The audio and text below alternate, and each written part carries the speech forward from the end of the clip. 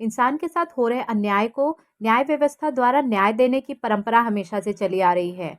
लेकिन कुछ लोग होते हैं जो अपने साथ हुए अन्याय के बाद न्याय व्यवस्था पर भरोसा नहीं कर पाते। जो लोग कानून को हाथ में लेकर अपना बदला खुद लेते हैं, उनकी समाज में दो तरफा की छवि बन जाती है। दस्यू रानी फूलन देवी एक ऐसा ही नाम है जो सोचने पर मजबूर कर देती है कि उसके बारे में कैसी राय बनाना उचित है। कुछ के लिए फूलन देवी सच में देवी थी, तो कुछ के लिए आज भी वह एक कुख्यात डकैत और कई लोगों के लिए हत्यारन है।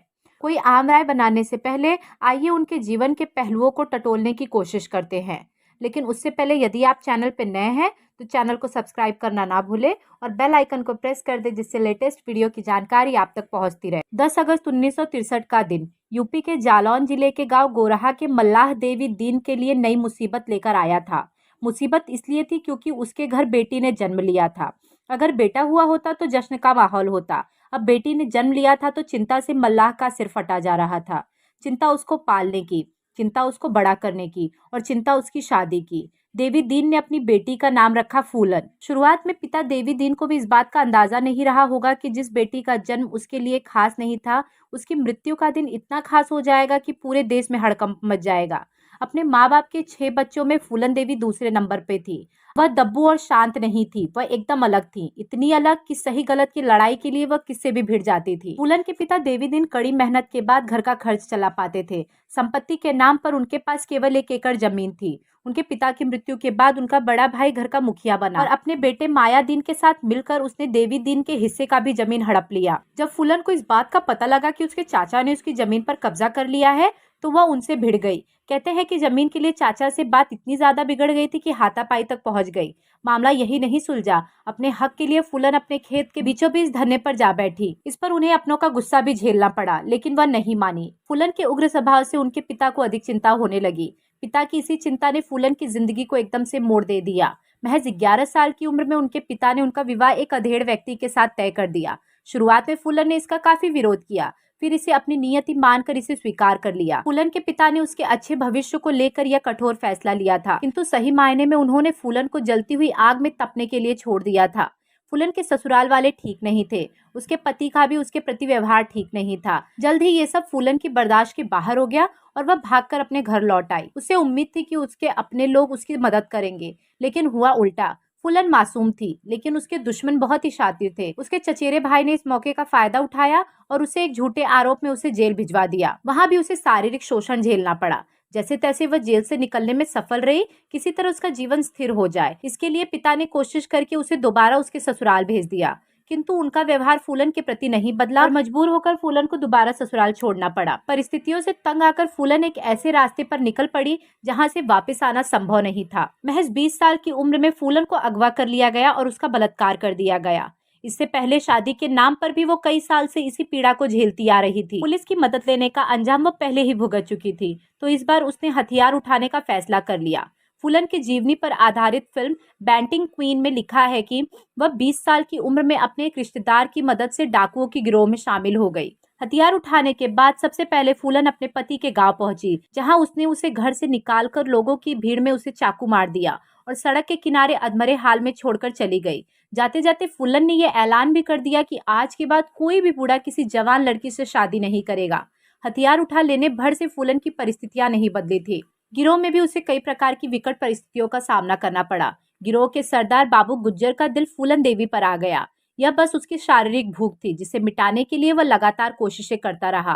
पहले उसने फूलन को बहलाने की कोशिश की। जब वह कामयाब नहीं हुआ तो एक दिन उसने फूलन के साथ जबरदस्ती की। विक्रम मल्लाह, जिसका स्थान गिरोह में बाबू गुज्जर के बाद आता था, उसने इसका विरोध किया। बावजूद इसके सरदार नहीं माना और फूलन के साथ जबरदस्ती की। बाद में विक्रम मल्लाह ने बाबू की हत्या कर दी। बाबू गुज्जर की हत्या के बाद अगली सुबह विक्रम मल्लाह ने खुद को गिरोह का सरदार घोषित कर दिया।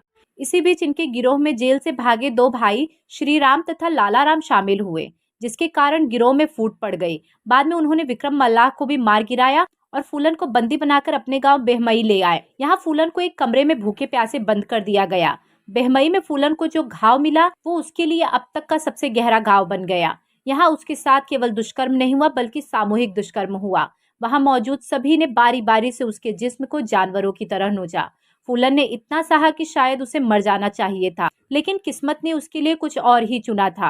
उसके साथ हो रहे दुष्कर्म और दी जा रही यातनाओं की जानकारी उसके कुछ पुराने साथियों को मिली, तो वो छुपते छुपाते मौके पर पहुंचे और फूलन को वहां से बचाकर ले गए। वहां से निकलने के कुछ दिन बाद ही फूलन ने अपने साथी मान सिंह मल्लाह की सहायता से अपने पुराने मल्लाह साथियों को इकट्ठा करके गिरोह का पुनः गठन किया और खुद उसकी सरदार बन गई। श्रीराम और लाला राम के चंगुल से निकलने के 7 महीने बाद फूलन देवी को वह मौका मिल गया जिसका वह इंतजार कर रही थी।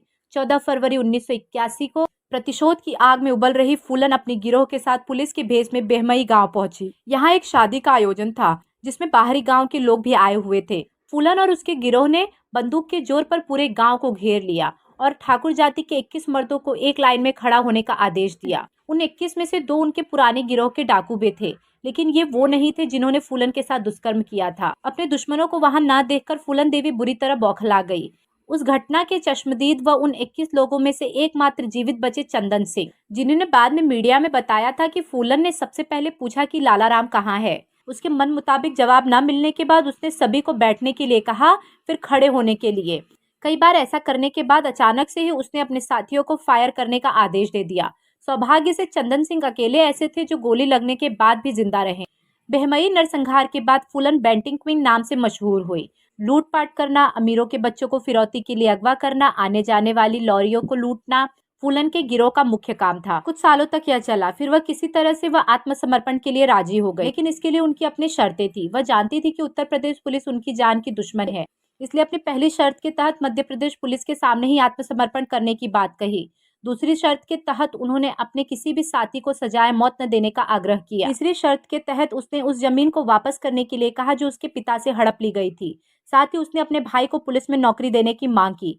फूलन की दूसरी मांग को छोड़कर पुलिस ने उनकी बाकी शर्तें मान ली। इस तरह फूलन ने 13 फरवरी 1983 को मध्य प्रदेश के भिंड में आत्मसमर्पण किया।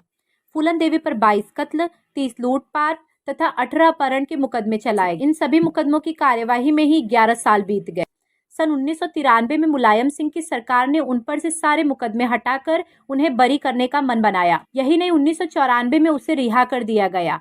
अपना अधिकांश जीवन बीहड़ और जेल में गुजारने के बाद सन 1996 में फूलन ने राजनीति में जाने की राह बनाई। समाजवादी पार्टी के टिकट से मिर्जापुर की सीट जीतकर वह सदन का हिस्सा बनी। उसका 2 बार जीतना यह दर्शाता है कि कहीं न कहीं उसने जनता के दिल में अपनी जगह बना ली थी।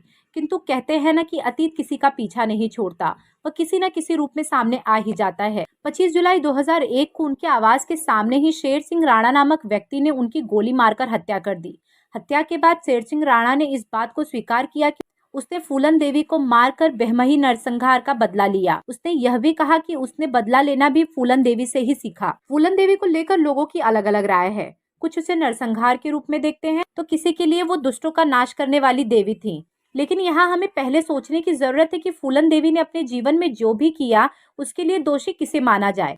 उसके पिता को, जिसने एक छोटी सी उम्र में उसे एक अधेड़ के पल्ले बांध दिया, या उस पुरुष को जिसने एक बच्ची पर दया नहीं किया, या उन दरिंदों को जिसने फूलन को लगातार नोचा, उस प्रशासन को जो फूलन को न्याय दिलाने में असमर्थ रही, या फिर खुद फूलन को। धन्यवाद।